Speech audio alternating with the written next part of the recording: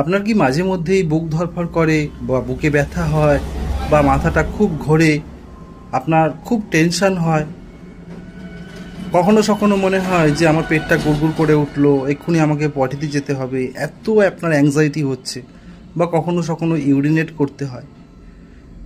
এটাকে মনে রাখুন, প্যানিক বলে, প্যানিক ব্যথা।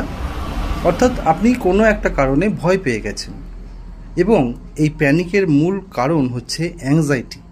দীর্ঘদিন যদি কোনো মানুষ অ্যাংজাইটিতে ভোগেন, তার এই প্যানিক ব্যথা হতে পারে। বুক ধড়ফড় করে, সে হাঁপিয়ে যায়, মনে হয় এক্ষুনি আমার দমটা বেরিয়ে যাবে। বিশ্বাস করুন, এটা আপনার ক্ষতি কিছু করবে না। যদি কারো বুক ধড়ফড় করে বা বুকে ব্যথা হয়, সেক্ষেত্রে যদি সেটা সত্যিকারের হার্ট অ্যাটাক হয়, তাহলে যে সিমটমগুলো দেখা যায় সেগুলো হচ্ছে বুকে এত তীব্র যন্ত্রণা, যে যন্ত্রণার জন্য আপনাকে বুকটাকে খামচে ধরে থাকতে হবে।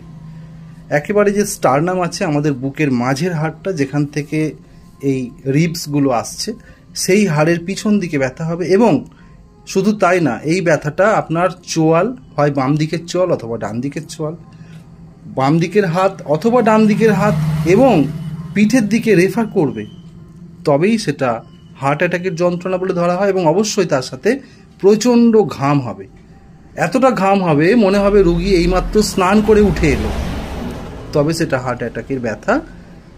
সুতরাং যদি কখনো আপনার এরকম মনে হয় যে আপনার খুব বুক ধড়ফড় করছে, দম বন্ধ হয়ে আসছে, মাথা ঘুরছে, এটাকে প্যানিকের ব্যথা বলেই ধরে নেবেন। এবং আপনি নিজের মনকে বলবেন যে এই ব্যথা আমার সহ্য আছে ভাই, আমার কিছু হবে না, আমি এটাকে কন্ট্রোল করতে পারি।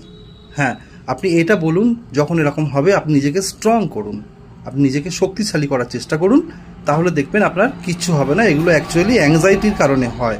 সেই সময় হয় কি, আপনার ব্রেন আপনার মধ্যে অনেক চিন্তাভাবনা তৈরি করে এবং সেটা আপনাকে বাঁচানোর জন্যই, অ্যাংজাইটি থেকে বাঁচানোর জন্যই সেই চিন্তাভাবনা তৈরি করে, এবং সেটা তৈরি করতে গিয়ে ব্রেন কিছু ভুল সংকেত পাঠিয়ে দেয়।